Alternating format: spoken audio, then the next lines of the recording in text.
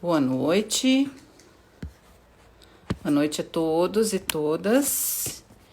Em mais uma live aqui no perfil da Matra. Boa noite, Carlos Eduardo. Reinaldo, querido, seja bem-vindo. Vamos colocar aqui o tema. Sejam todos muito bem-vindos a mais uma live no perfil da Matra 12.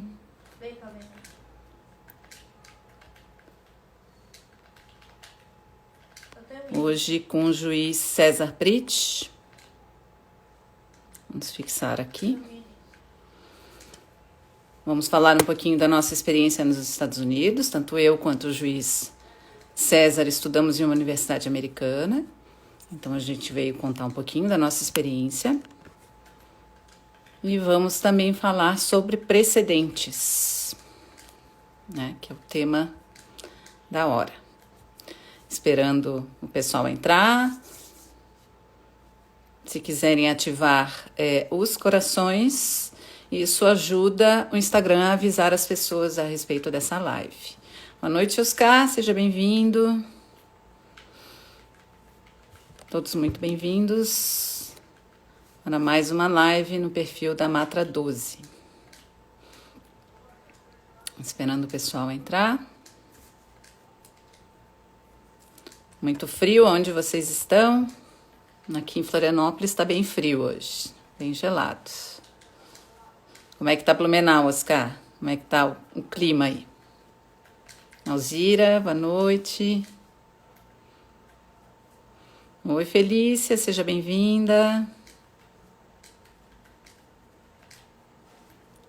Aos pouquinhos o pessoal vai entrando. Tudo bem? Seja bem-vinda, Felícia. Vamos falar um pouquinho hoje dos Estados Unidos e do Brasil. Boa noite, Frida. Vento negro, Oscar? Ou é viração? É para falar um pouquinho dos gaúchos. Vamos esperar o juiz César entrar. Boa noite, Colucci. Seja bem-vindo. Gelado, Reinaldo, é? Tá bom para fazer um jump hoje, então?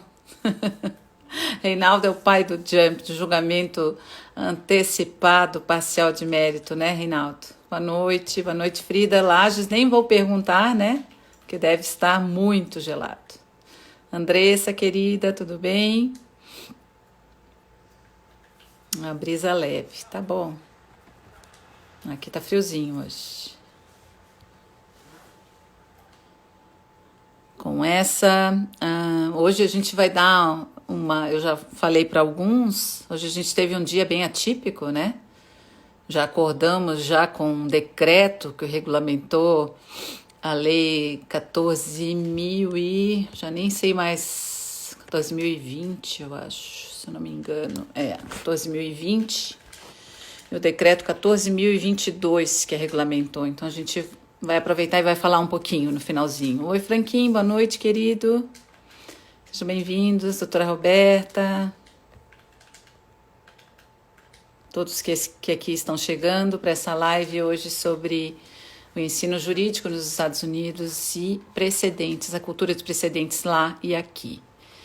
Vamos falar um pouquinho. Vamos esperar o César. Boa noite, Dani. Patrícia, nossa diretora de comunicação da Matra 12. Tudo bem, meu querido colega de concurso, Franquinho? Aquele que não quer vir para a live. Tudo bem, Patrícia? Tudo de bom? É com frio ou com calor, Reinaldo? É verdade, né? Esse jump tá rendendo aí. Em breve devemos ter novidades. Tudo bem, Patrícia? Hoje a gente deveria ter um bolinho de comemoração, minha 30ª live na pandemia. Foram muitas lives, né? Bastante. Na quinta, teremos outra igualmente interessante, com o procurador do trabalho, Sandro Sardá, falando sobre a Covid nos frigoríficos aqui em Santa Catarina.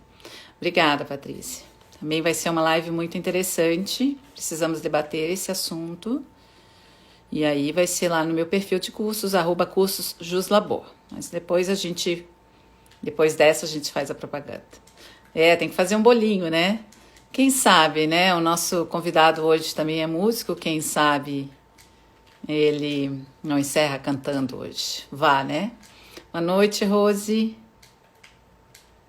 Eu não vi ainda o juiz César. Se virem ele por aí, me avisem. Vamos colocando de onde vocês estão, pessoal. Vamos ver se tem mais gaúchos ou mais catarinenses. Ultimamente os gaúchos têm marcado mais presença aqui. Vamos, tem que fazer uma comemoração virtual. Verdade, Patrícia. Maria Tereza, não, Maria Beatriz. A Maria Tereza é a minha irmã. Mas tudo bem, né? Somos parecidas. É. Maria Tereza e Maria Beatriz, são os advogados que vão a Porto Alegre acham que estão fazendo audiências comigo. Os advogados que vêm a Florianópolis acham que estão fazendo audiências com ela. E assim vai. Isso, né? Duas irmãs juízas é desse jeito. É o vice-presidente da Anamatra, eu sei, conheço ele. O pessoal da Anamatra em peso ali, né? Diretoria da Anamatra também.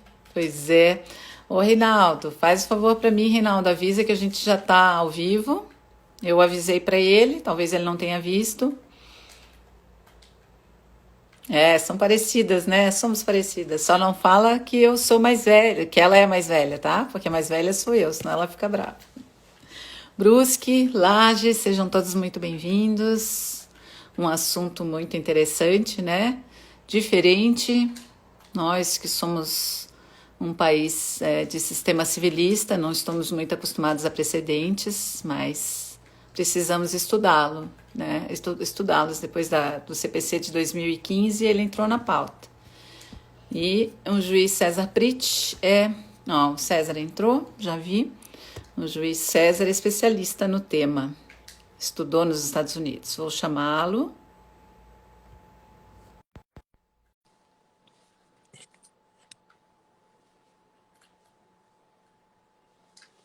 Estamos aguardando. Olá, César, boa noite. Maria Beatriz, tudo bem? Tudo bem? Tudo certo? Tudo certo. Quando eu estava entrando aqui, eu vi que você já estava fazendo uma apresentação, uma introdução, né? Sim, será que ele esqueceu da live? Tinha algum show programado ali, né? Enfim, né? Tantas emoções, né? Hoje, né, César? Desde de manhã a gente passou por tantas emoções. De tédio a gente não morre nesse Não, métier não. né? Eu, no começo da pandemia, eu brincava que eu não queria dormir, né? Porque cada dia era uma medida provisória diferente à noite, né? A gente olhava o WhatsApp, saiu uma medida provisória. Agora é de manhã, né? Agora as coisas vêm pela manhã. Tem aquele meme daquele filme do Sexto Sentido, né? O garotinho que via espíritos, ele dizia assim, eu vejo medidas provisórias. Sim. Aí, é verdade. Agora saiu o tal do decreto. Um abraço, Colúcio. O Colucci. Eu já adiantei para o pessoal que a gente vai falar um pouquinho lá do decreto. O César já queria mudar o tema, já vamos mudar o tema da live, já vamos mudar o tema. Eu disse, não dá, a gente inclui, porque eu estava brincando, César, hoje eu estou comemorando aqui 30 lives aqui entre o meu perfil pessoal e da Matra e o meu de cursos. Então, a gente quis um convidado de peso, né, para comemorar. Então, por isso que a gente te convidou aí para poder celebrar a data. Convidado de peso, que está um pouquinho com a pandemia, confinamento está um pouquinho acima do peso, né? Todos, né? Todos estamos. Pessoal, então... Tem vários alunos aqui, a gente está com 3 turmas do curso de precedentes local, entrou o Otávio agora, tem vários participantes do curso de precedentes que está sendo replicado no TRT4.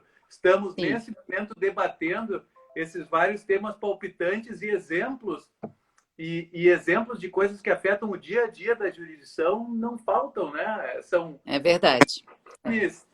Ciclones bomba por todos os lados, né? Um abraço. Nem me fala no ciclone bomba. Mas vamos lá. Hoje aqui então no perfil da Matra 12, eu sou Maria Beatriz Gubert, sou juíza titular da 4ª Vara do Trabalho de Florianópolis, sou conselheira pedagógica da Matra 12, da IJUD 12, já fui vice-diretora na gestão passada e concluí meu LLM em Direito Comparado na Universidade de Miami. O meu convidado, né, o juiz César Zucati Pritch, é juiz do trabalho substituto no TRT da 4ª Região, Juris Doctor pela FIU, a Florida International University, conselheiro da EJUD 4, membro da Comissão de Jurisprudência do TRT da 4ª Região, conteudista e professor da INAMAT de diversas escolas judiciais, além de autor do Manual de Práticas de Precedentes no Processo Civil e do Trabalho, pela editora LTR, e coordenador e coautor da obra Precedentes no Processo do Trabalho da editora RT, que tem a participação de grandes nomes, inclusive no Michele Tarufo, né? Marinoni. Eu sei que tu escrevesse vários capítulos, estou esperando chegar o meu livro aqui, mas está demorando. E esse livro, o Oscar acabou de fazer, o Oscar querido, foi meu juiz substituto lá em Blumenau, fez uma resenha muito boa, né, no blog dele. E é um livro que o pessoal tem gostado muito, né, César? É um assunto que a gente não tem muitos autores na área trabalhista, e é um livro de peso mesmo, eu acho que são mais de 700, 800 páginas, né? Exato, exato. Até aproveitando que você tocou no assunto, eu puxei uma via aqui para mostrar para o pessoal.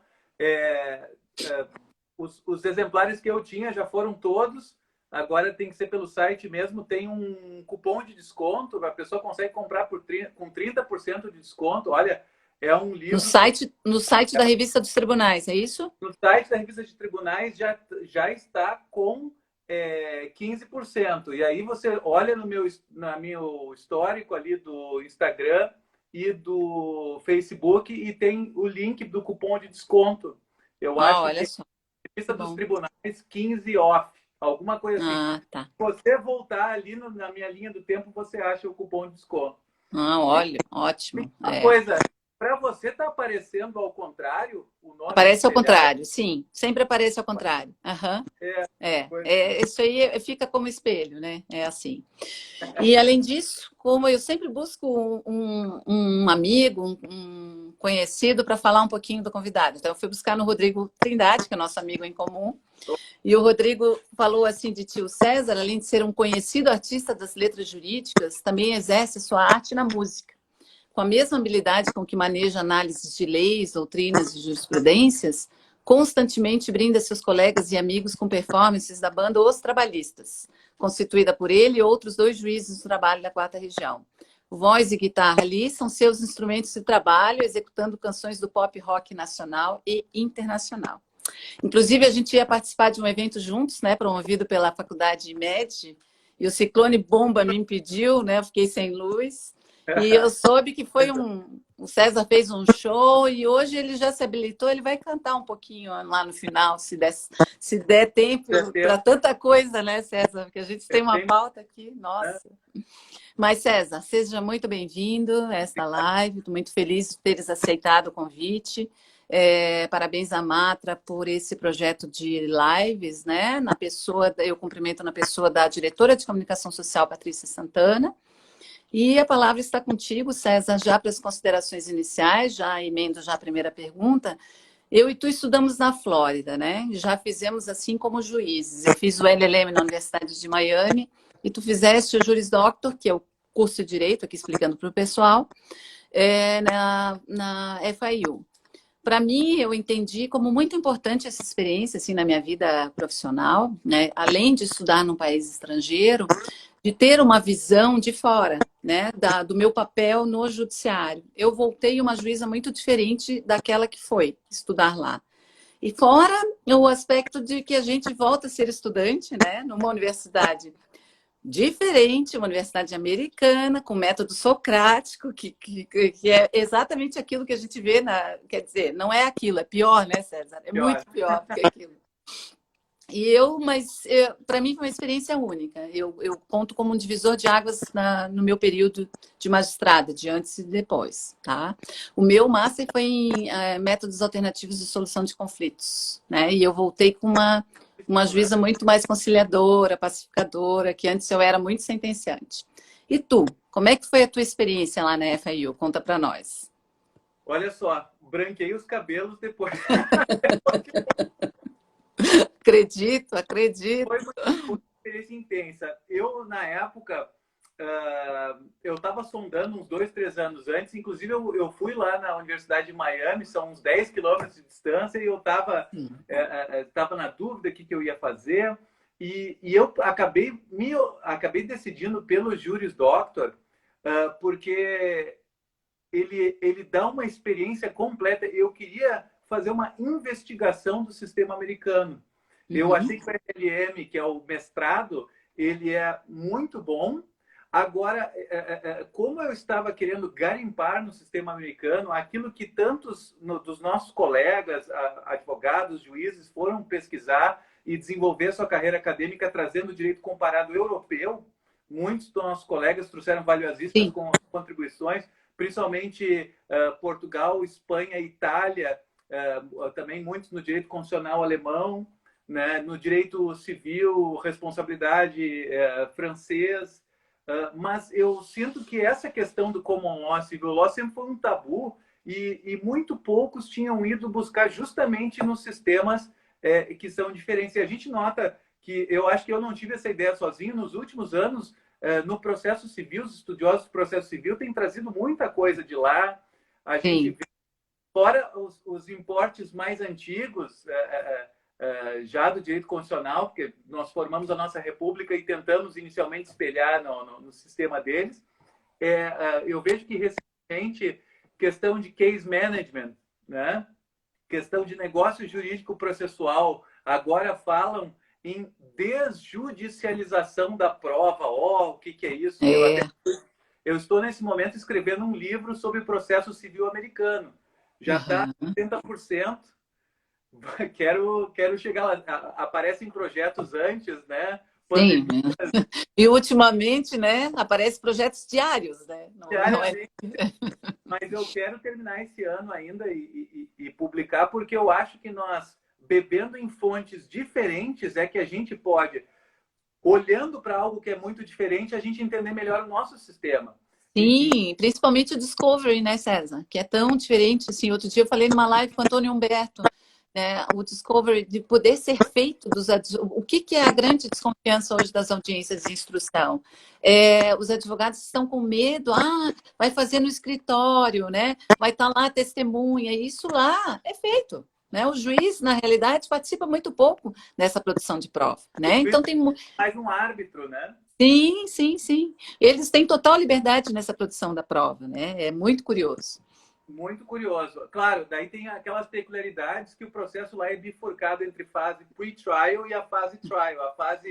A fase de preparação para o trial, que é o julgamento propriamente dito na frente da pessoa ou do conjunto, ou vai ser o júri, ou vai ser o próprio juiz monocrático que vai decidir quanto aos fatos. E essa dicotomia entre a prova, que é essa preparatória, pre-trial, que é feita extrajudicialmente, e aquilo que vai ser efetivamente filtrado para ser apresentado para o julgador final, isso torna o processo americano muito diferente e muito interessante, né? Sim.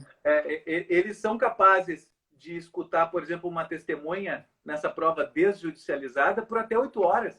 Não tem mentira que sobreviva e você ouvindo a testemunha por 1, por 2, por 3 horas. Nossa! Todas sabe, bananas.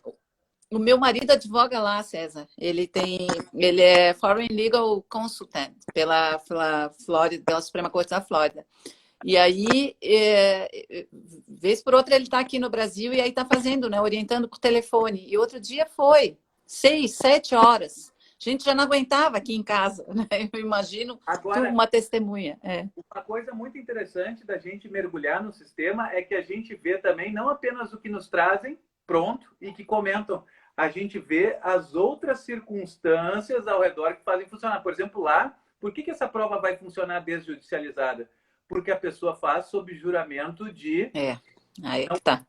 E a cadeia para... Aqui eu nunca ouvi falar de uma testemunha presa Ou prenderam, Eu tive, deram eu um tiro. tive um caso. A minha testemunha foi, eu acho que um caso inédito no Brasil. Eu coloco isso no átrio das varas onde eu passo.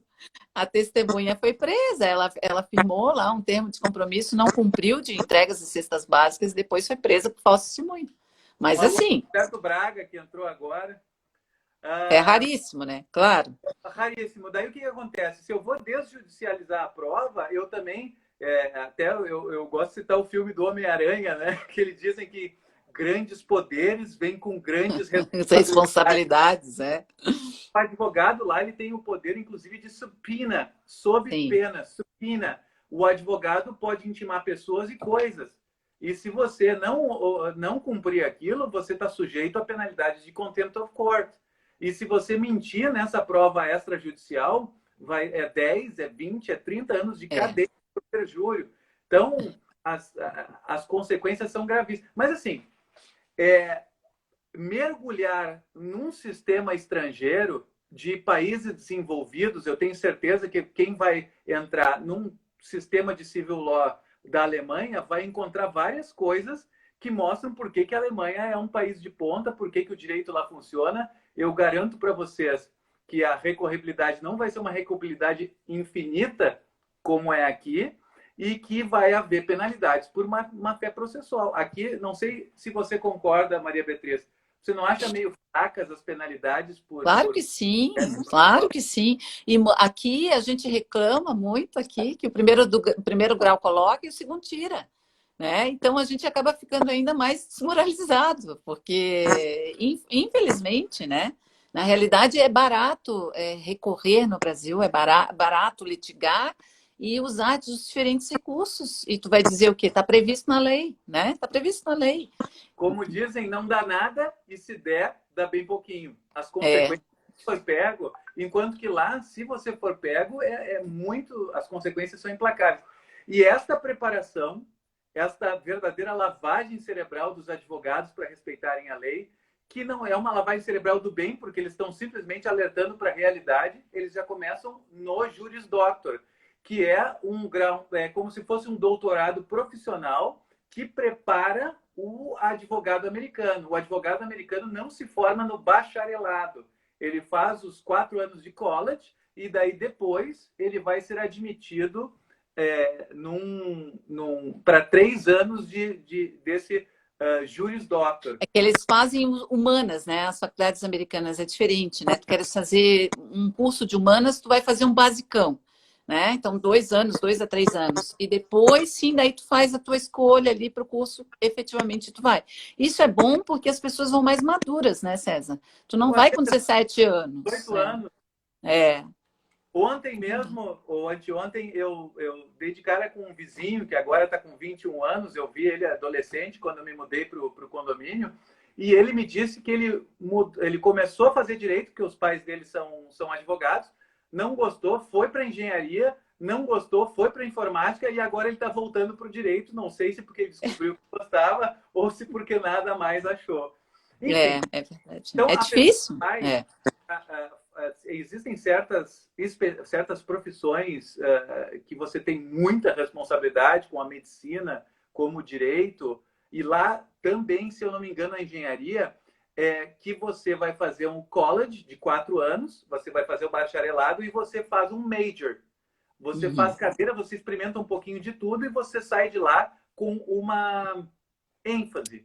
Dá para se dizer que seja uma ênfase, um major.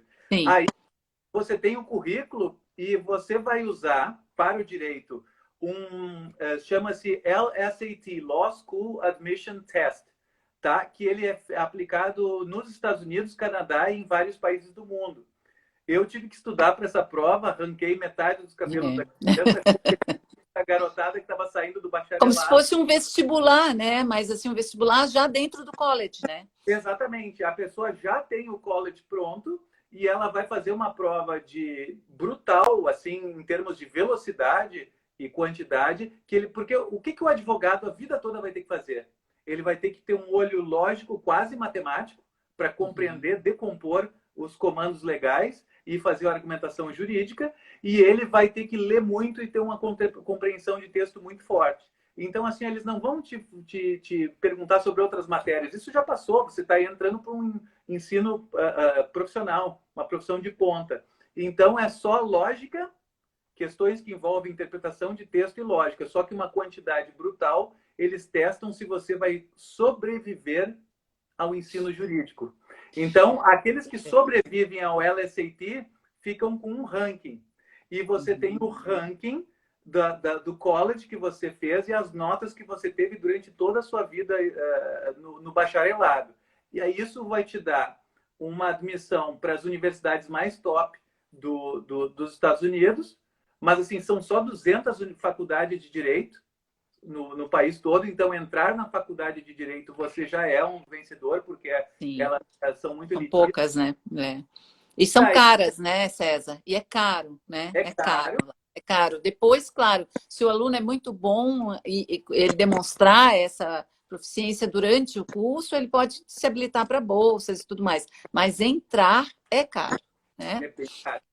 E aí, lá dentro, você pensa, bom, eu entrei, meus problemas estão todos resolvidos. Acabaram. Sabe de nada, inocente. Eu não sabe de nada. Bom, no Juris Doctor, o primeiro ano as cadeiras são fixas.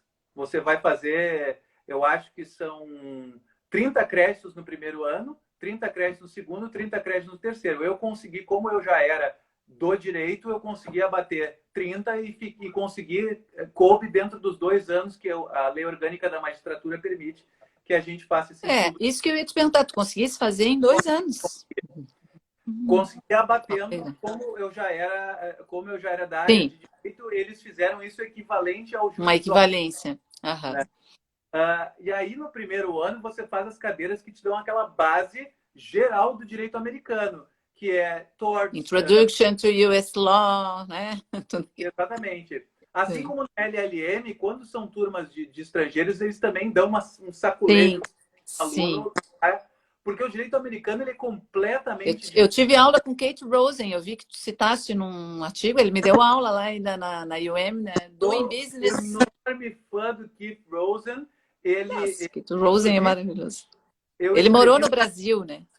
Ele morou no Brasil e esses estudiosos, assim, e os Estados Unidos têm em várias universidades, em vários segmentos, estudiosos sobre uma região do planeta. Lá nos Estados Unidos tem 2 expoentes, que é o Peter Mustite, que também deu aula no Brasil, e ele é juiz federal sênior atualmente, anda dando até lá no Brasil, e tem a nossa colega da 14ª região, Fernanda Junqueira, está lá como estagiária dele. Ah, é? Lá nos Estados Unidos. E tem o Keith Rosen, que já publicou bastante coisa, ele tem um livro em português, O Jeitinho Brasileiro.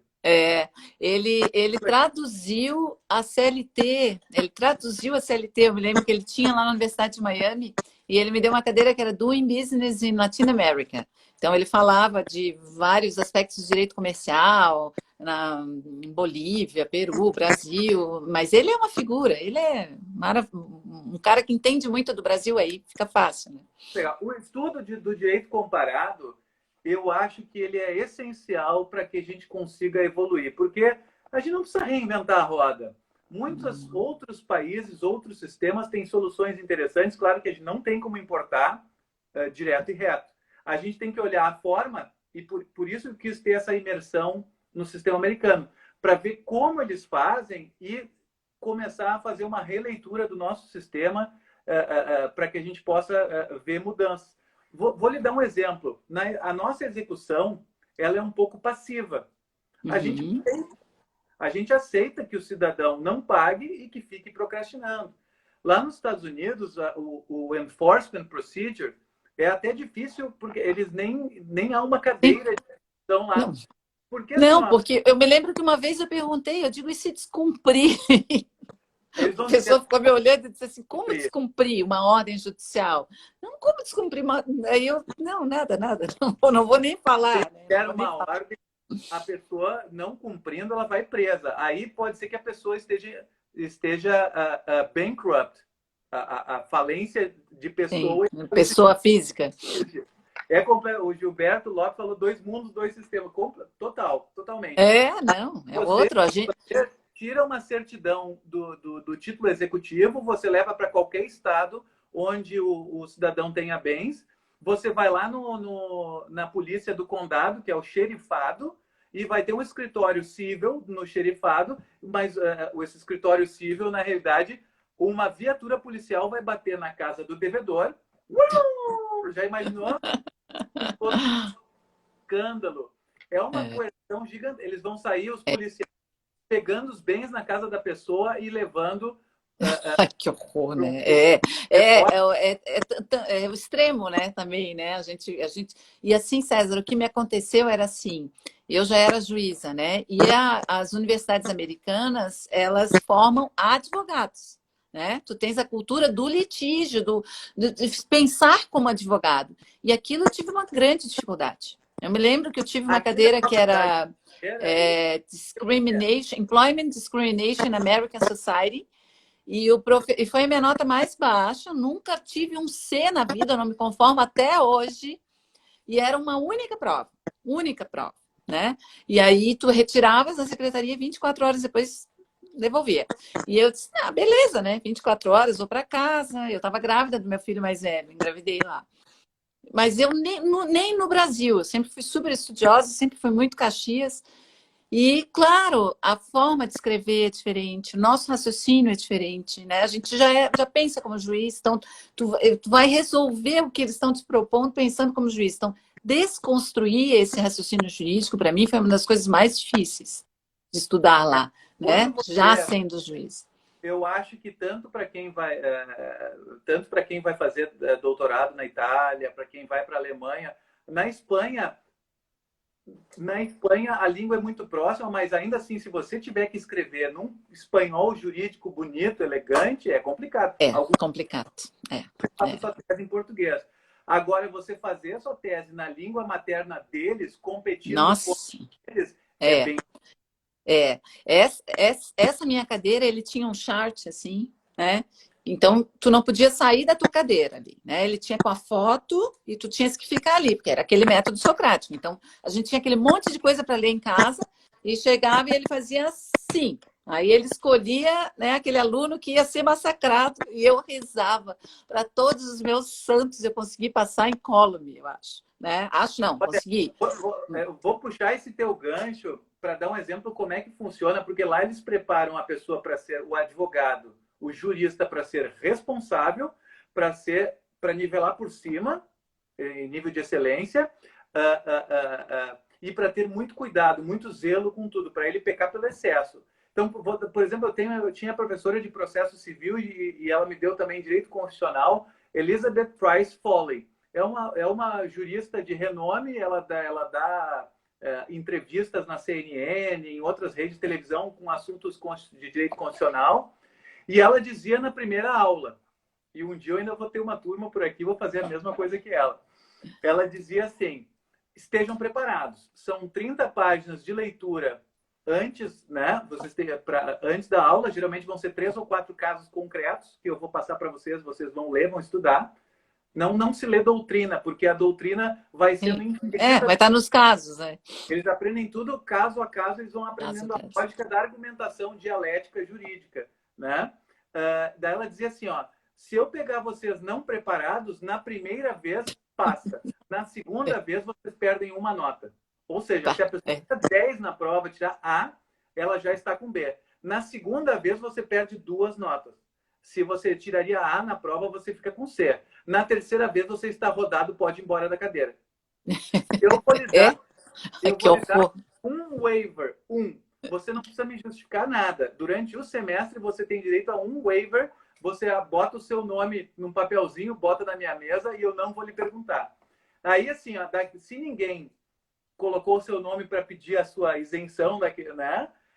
Ela vai pegar o chart, que nem você disse, com as fotos, e vai escolher um para fazer o cold calling, chamada a frio. Uhum. Todos os americanos ficam apavorados com isso, Sim. né? Sim. Porque eu era a única estrangeira. Eu era a única estrangeira na sala. Eu tinha um pavor, porque daí é a língua, né? É a vergonha de tu ser juiz já e passar vergonha ali na frente do professor. Nossa, foi um horror. O meu pessoal lá, os meus colegas, eles não entendiam, ué, mas ele é juiz. E tá fazendo o quê aqui, né? Eu acho que não, mas é que na realidade eu sou um espião. O Brasil me mandou aqui para espionar o sistema de vocês, para ver o que funciona, o que não funciona, enfim. Sim, Bom, então a gente já falou. Então, eles são obrigados a serem competitivos e não nivelar por baixo, porque obrigatoriamente a turma vai ser dividida um quinto, sim, digamos, de instituição para instituição, varia um pouco, mas eles têm a chamada curve. Eles têm sim. a nota em curva. Isso quer dizer que É, vai ter tanto, primeiros 20% vão ser A, o segundo 20% B, terceiro 20% C, e aí você está no D e depois no F. é. Então, assim, ao final do primeiro ano, aqueles que tiveram abaixo de tal GPA, eles calculam a média Uhum, anual, são automaticamente eliminados do curso. Então, sim. assim, É punk, né? Não, e cada disciplina tem seu ranking, né, César? Cada disciplina tem seu ranking. Sempre vai ter um ranking, né? ó, a Fernanda aqui gostou da conversa de estar absorvendo as informações. A gente, enfim, depois tivemos essa vivência, acho que é interessante, É, porque as pessoas nem conseguem, agora, nesse momento, por exemplo, aqui no Rio Grande do Sul, e eu acredito que em todo o país está acontecendo isso, tem muitas universidades que estão massificando o estudo de direito para transformar tudo de forma telepresencial, e eu sim, não sou é. contra o telepresencial. Por exemplo, os cursos de precedentes, isso atinge um bom nível de aprofundamento, mas eles estão demitindo os professores experientes, Sim, sim. centenas, e estão contratando gente recém-formada. Nada É, contra, mas vão é. passar por. Não, a gente vê o nível, né, César, dos profissionais. Infelizmente, o curso de direito no Brasil tem muitos, né? Eu sempre falo assim, não é possível que numa Máquina. cidade, eu fui juíza em São José há muitos anos, que é grande Florianópolis, né? Mas tinha 5, 6 faculdades ali, cursos de direito. Não tem como o mercado absorver. Né? Aqui em Florianópolis, em Santa Catarina, acho que deve estar perto de 60 mil, eu acho, advogados inscritos, né? Só em Florianópolis são 10 mil. Então, quer dizer, quase 20% está aqui na capital. É muita gente, né? E Então, aí, você tem que. eu quero ter o gancho. É, Olha só, lá eles mantêm, eu sei que no Japão, por exemplo, eles mantêm um nível muito inferior, porque eles querem, é uma cultura de não litigiosidade. Então, um método deles é manter pouquíssimas faculdades de direito no país inteiro, seleção nível alto, né? Nos Estados sim. Unidos não são tão poucas, são 200, mas ainda assim muito menos que no É, Brasil. sim. Eles Tu querem tá, ter é, profissão com alto padrão, o advogado que saiba o que está fazendo, até porque as punições são muito tu vê que drásticas. Miami, né, que é uma cidade grande, tem duas, né? A Universidade de Miami e a FIU, só. Né? Só. Então, se a gente pensar assim, em termos de tamanho, em termos de população, é pouco. Uma coisa interessante, César, que eu acho também, de repente, saindo um pouquinho do ensino jurídico, é a questão da responsabilidade dos advogados, que tu já mencionasse, e do papel da OAB de lá, né? O bar deles, né? Que eles podem, um juiz de primeiro grau pode desbar, né? Um advogado por um período X. Ou seja, ele pode suspender o advogado ou por um período tanto. Eu me lembro que eu assisti uma vez, fui com meu marido numa corte daquelas, era multa de trânsito, né? E aí, aquela coisa simples, tal. E aí ele chamou o advogado tal. Não, o advogado tal não estava. Daí estava o sócio disse, ele está no Japão. Japão, ele tinha que se apresentar hoje. Eu mandei ele se apresentar hoje. Pega o telefone, pegou o telefone e disse assim: ó, tens 24 horas para se apresentar aqui na minha frente, sob pena de ser disbarred por, sei lá, por 3 meses ou 4 meses. Eu fiquei chocada. Eu digo assim: meu Deus, que E poder! até porque eles têm o State Bar e eles também têm o Court Bar. Quer dizer, eles têm um credenciamento separado para te habilitar a advogar. Você tendo a OAB no seu estado, não quer dizer que você vai poder Em outro. advogar um recursal. Você Sim, pode fazer as sim. coisas no grau, As mas cortes federais, né? se você mancar, se por exemplo assim, ó, os briefs, os appeal briefs, eles têm uns requisitos formais, certo? Se você vier com appeal briefs reiteradamente fora do padrão que eles exigem, em termos de fonte, em termos de número de páginas, em termos de objetividade, não pode ser uma coisa que faça o juiz perder tempo. Eles podem dar um gancho no advogado lá de 2, de 3 meses, ou mesmo excluir de advogar naquela corte. E, por sim. exemplo, advogar perante a Suprema Corte Estadual e muito mais perante a Suprema Corte Federal, são pouquíssimos advogados que já em final de carreira que eles aceitam, né? Tem que ter um altíssimo nível. Tem assunto, né? Tem. Na realidade, sim, César, eu acho que a gente já está, começamos já quase 40 minutos, né? A gente tinha combinado meia hora, mas eu acho assim, ó, em resumo, né? Talvez resumindo, o bom da gente estudar numa universidade americana, eu me senti assim muito valorizada ao final. Eu sabia que tinha essa questão do mérito, a gente vai acompanhando o ranking por disciplina, mas eu tive 3 diplomas que depois chegaram no Brasil de primeiro lugar, assim, né? Em cadeiras, workshops. E isso é uma satisfação, assim, de saber assim, pô, eu fui a primeira daquela turma, e aí tu tem o diplomão, né? Do professor e do Tim. Né? Na língua deles. E do reitor, né? Também. Então vem aquela coisa bonita, assim. Então a gente se sente muito valorizado. Isso é muito bacana, porque a gente tem uma cultura no Brasil do bom aluno ser o CDF, né? O próprio nome já desmerece. Então, o bom aluno, é aquele, ele é nerd, ele é o da primeira, não, legal, cool, é ser da turma do fundão, né? Agora, olha, a turma do fundão lá vai ser chamada, sabe do quê? Não vai chamada de cool, vai ser chamada de loser. Sim, loser, exatamente. Mas isso eu acho bacana, a valorização de quem se esforça, de quem. Eu me lembro que eu já era juíza, e no final, assim, quando estava acabando o LLM, tinha um professor que gostava, ele era da Universidade de Stanford, era professor visitante, e me deu várias cadeiras de mediação, de arbitragem, e me fez traduzir uma sentença do português para o inglês, porque era uma. Ele dizia, ele defendia, ele era homossexual, que apenas juízes homossexuais poderiam mediar conflitos de homossexuais. E eu dizia para ele que não, que eu tive um caso de vínculo de emprego no Brasil, em que eu constatei ao longo do processo que eles eram namorados. E aí eu indeferi o vínculo e entendi que era equiparado, era uma relação afetiva equiparada a um casamento. Ele achou o máximo, isso em 98, há 20 anos atrás, mais de 20 anos. Me fez traduzir a sentença para o inglês. Coordenação, havia uma parceria Sim, era uma parceria. Como eles terminaram a relação, aí ele resolveu entrar pedindo vínculo. E então eu debatia muito com ele, sabe? Então era muito interessante isso, porque a gente, como juiz, já tinha uma outra visão, né? Mas assim, eu me choquei em muitas coisas, em muitos casos, porque a gente tem um direito muito protetivo, a gente tem relações de trabalho diversas, né? Algumas decisões são chocantes. Sim. Muito pro-business. Muito pro-business. Agora, sim, é aquela coisa de não se meter, né? O judiciário, vamos deixar o mercado agir, né?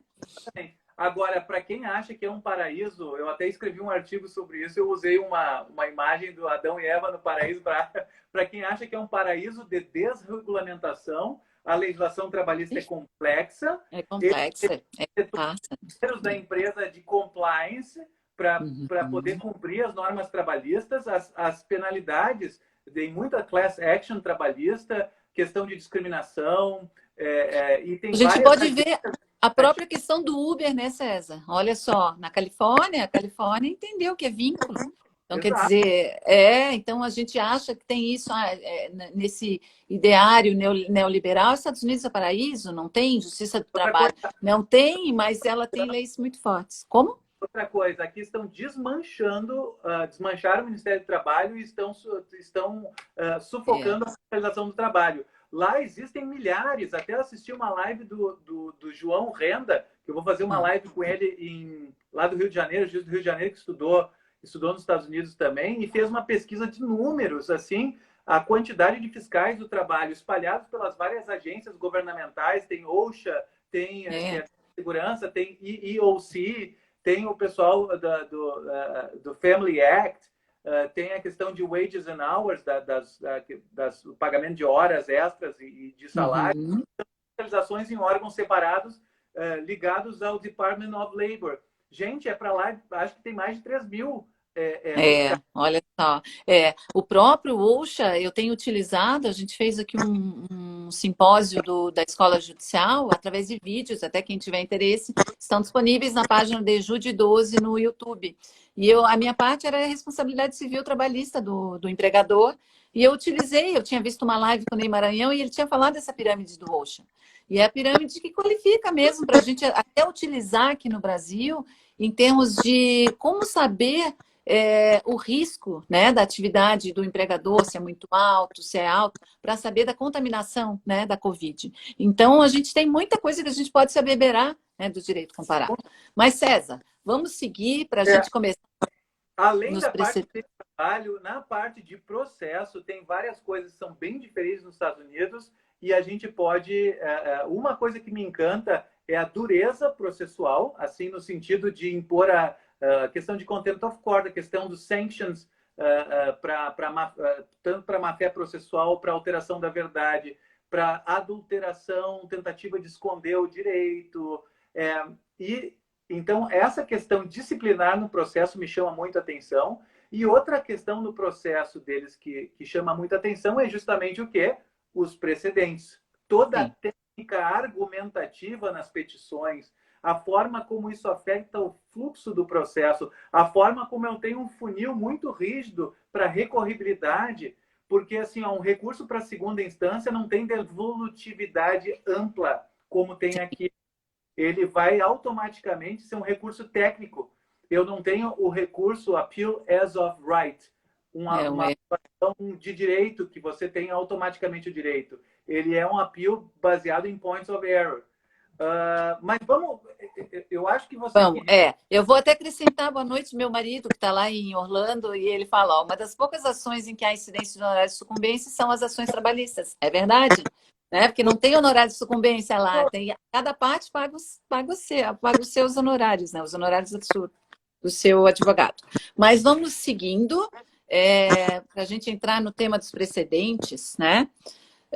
A ideia dos precedentes, César, está ligada à ideia de segurança jurídica, né? Então, para nós, assim, países de common law, como os Estados Unidos, é fácil, né? A gente entender a força de um precedente.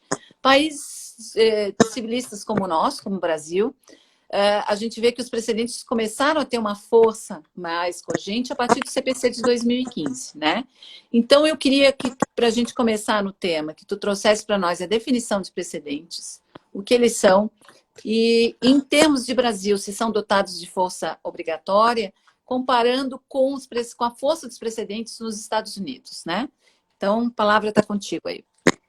Bom, na realidade, a ideia, o conceito de precedente, ele é muito intuitivo. Porque, basicamente, o precedente é isonomia. A pessoa recebeu tal coisa, certo? Recebeu tal direito quando presente tal e tal situação. Ora, é lógico, até a minha filha, agora uma adolescentezinha, sabe que se aconteceu tal coisa, o irmão mais velho ganhou tal benefício, quando chegar a vez dela, ela vai querer também na mesma situação. Eu uso sempre essa brincadeira, e quando eu comecei a falar isso, ela tinha 6 ou 7 anos. Com 6 ou 7 anos, ela já sabia o que era precedente. Ela levantava o dedinho, papai, eu também quero. É verdade. O precedente é isso. A pessoa viu que houve uma situação anterior de decisão em que numa situação fática X mais E, a pessoa recebeu tal direito. Ora, quando acontecer isso novamente, eu quero um tratamento isonômico, um tratamento coerente. Isso era feito de uma forma um pouco artesanal no Brasil, mas sempre foi feito. É natural que a gente invoque julgados anteriores. A diferença é que se invocava isso persuasivamente, né? Todos nós, os advogados, colocavam nas suas petições emendas e mais emendas de jurisprudência, o que é um uso um pouquinho mais superficial, mas já é alguma coisa, querendo que o tribunal se manifeste e aplique com uma certa coerência. Olha, eu estou aqui com uma tripa de julgados que foram em determinado sentido. Por favor, O meu caso é assim, eu gostaria que fosse aplicado. Afinal, não é pedir demais, né? Um pouquinho de coerência. Mas então, trazendo para depois, o que houve de novo no... O que houve de novo com o CPC 2015? Na realidade, alguns anos antes, eles já estavam fazendo experimentos de vinculação. A partir da Emenda Constitucional 45, houve a súmula vinculante e houve a questão da repercussão geral. Desde a Constituição 88, já se tinha o efeito, um germen disso, que era a coisa julgada erga omnes, mas são coisas um pouco diferentes, porque a coisa julgada erga omnes é só para aquela próprio diploma normativo. Eu julgo em abstrato aquele diploma normativo constitucional ou inconstitucional, no Brasil inteiro, os juízes e a administração pública são obrigados a observar. Agora, isso, para casos posteriores, para outros diplomas normativos, isso não trazia um princípio que era extraído para ser aplicado no futuro. Então, o que o CPC 2015 trouxe, ali no artigo 926 e 927, é uma obrigação geral de coerência. Então, assim, todos os julgados devem ser coerentes com todos. Agora, isso é fácil de aplicar num país onde, às vezes, a mesma turma de um tribunal regional de manhã decide de um jeito e, às vezes, não chegou... Mudou a composição, né? Mudou a composição, decide de outro jeito. E daí outra turma, a turma vizinha, na sala ao lado, está decidindo exatamente em contrário, e o cidadão vai bater no peito e vai dizer: o meu entendimento, o entendimento da nossa turma é tal. Enfim, errado ele não está, porque o sistema, o jogo era assim. Mas o que fazer para mudar? Mas o CPC, ele trouxe um sistema de precedentes pela metade. Ele trouxe um híbrido, um pezinho no civil law, um pezinho no common law. Porque eu acho que o legislador, nesse ponto, ele foi realista. Ele sabia que não teria como mudar a gravata e, opa, agora eu virei common law. Sim, de uma hora para outra, né? Um sistema de uma vida inteira. É um sistema que lá no artigo 927, ele priorizou números clausos de precedentes obrigatórios. Né? Está lá no artigo 927. Mas vamos para o conceito de precedente e eu vou deixar para os tipos daqui a pouquinho. Então, dá para dizer que precedente é uma decisão anterior que pode, nas mesmas condições fáticas, condições idênticas ou suficientemente similares, servir de paradigma para decisões posteriores. Veja bem, este conceito que eu estou dando não é pacífico, porque tem gente que interpreta a palavra precedente como sendo algo muito restritivo, algo como sendo apenas o precedente obrigatório. E a terceira corrente, que é mais restritiva ainda, que interpreta que são precedentes apenas os da Corte Superiores ou apenas os que têm direito à reclamação. Eu acho que todos esses conceitos estão certos. E aí nós tínhamos combinado de fazer uma distinção entre jurisprudência, precedente... Do 926, Exatamente. Precedente, jurisprudência e súmula. Porque isso às vezes é misturado.